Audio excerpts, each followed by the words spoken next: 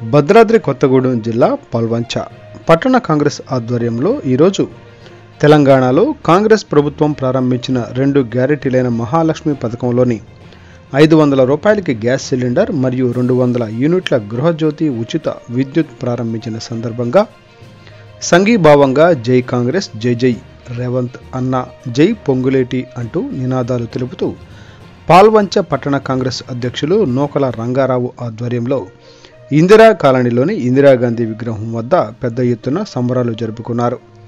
స్థానిక కాంగ్రెస్ నాయకులు ఐతా గంగాధర్, ఆవుల మధు, కొమరజు విజయ్, భరత్, బబ్లు, ఆది ప్రశాంత్, రాపోలు ఆనంద్, యూత్ కాంగ్రెస్ నాయకులు ఓలపల్లి రాంబాబు, సాంబయ్య, మహిళా కాంగ్రెస్ నాయకులు లక్ష్మి రెడ్డి, సుజాత, అనిత, మూడ్, మౌనిక తదితరులు ఈ కార్యక్రమంలో పాల్గొన్నారు.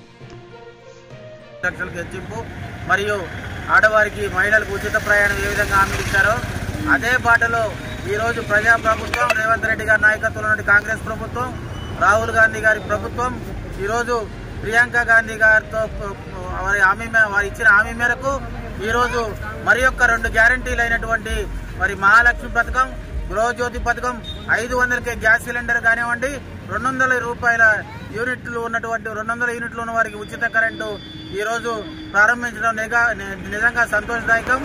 మాట తప్పే ప్రభుత్వం కాదు ఇది. ఏదైతే హామీలు ఇచ్చారో, ఏదైతే గ్యారంటీలు ఇచ్చారో పేద ప్రజల సంక్షేమం కోసం పనిచేస్తున్నటువంటి కాంగ్రెస్ పార్టీని మరి వచ్చే పార్లమెంట్ ఎన్నికల్లో కూడా ఆదరించాలని, రేవంత్ రెడ్డి నాయకత్వాన్ని మరి కేంద్రంలో రాహుల్ గాంధీ నాయకత్వాన్ని బలపరచాలని, రాహుల్ గాంధీ గారిని ఈ దేశ ప్రధానిగా చూడాలన్నదే కాంగ్రెస్ కార్యకర్తల ఆకాంక్షని.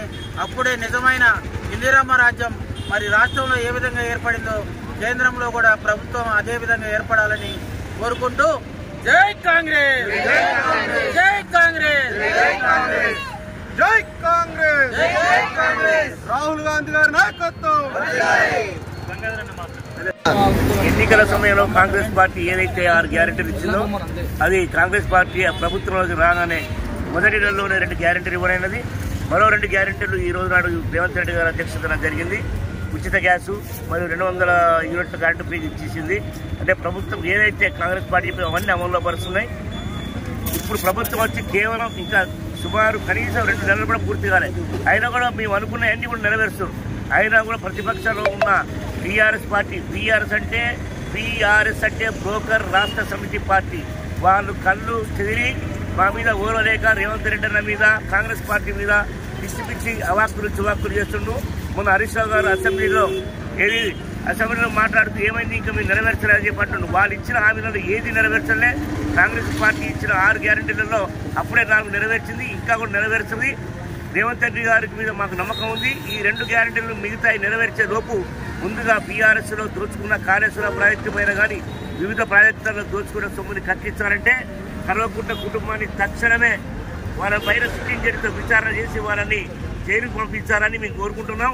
హరీష్ రావు అన్నాడు కదా, ఏది కాళేశ్వర బ్రిడ్జ్లో 2 పిల్లర్లే కదా కూలిపోయినాయి అంటున్నావు. వాడికి సిగ్గుందా అని అడుగుతున్నా. వాడింటికి అయితే 2 పిల్లలు ఊరిపోతే వాడు ఆ ఇంట్లో ఉంటాడా? 2 పిల్లలు ఊరిపోతే ఇంట్లో ఉండలేనాడు. కాళేశ్వరం బ్యారేజ్లో మోనిగడ్డలో 2 పిల్లలు పోతే పరిస్థితి ఏంటో ఆలోచించాలి. హరీష్ రావు జాగ్రత్త, ఒరు దగ్గర పెట్టుకో. నువ్వు యూనివర్సిటీలో లెక్చర్గా ఉన్నప్పుడు నువ్వు వేసుకున్న రబ్బర్ చెప్పులు గుర్తుకు రావాలి. తక్షణమే నీ పైన విచారణ జరిపించాలని డిమాండ్ చేస్తూ కాంగ్రెస్ పార్టీ మీద ప్రజలందరికీ నమ్మకం ఉంది. బీఆర్ఎస్ పార్టీ వారు అవాక్కులు చవాకులు చేయొద్దని ఈ సందర్భంగా హెచ్చరిస్తున్నాం. జై